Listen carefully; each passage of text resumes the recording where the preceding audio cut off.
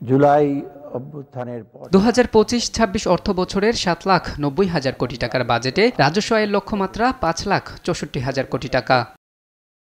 এর মধ্যে জাতীয় রাজস্ব বোর্ডের মাধ্যমে 4,99,000 কোটি টাকা এবং অন্যান্য উৎস থেকে 65,000 কোটি টাকা সংগ্রহ করা হবে।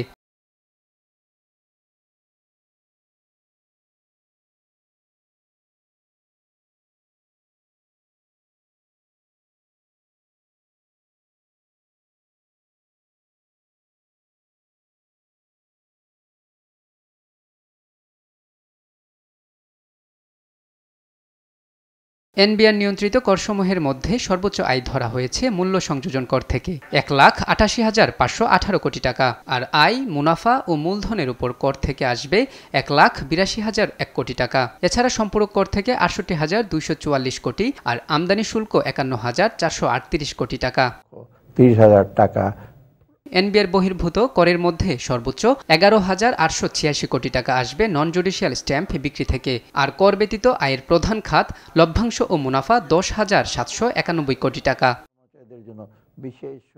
প্রস্তাবিত বাজেটে আগামী 3 অর্থ বছরের কর হার সম্পর্কে আগাম ধারণা দিয়েছেন অর্থ উপদেষ্টা, যেখানে করমুক্ত আয়সীমা বাড়িয়ে 3,75,000 টাকা করা হয়েছে। জুলাই যোদ্ধাদের জন্য করমুক্ত আয়সীমা 5,25,000 টাকা।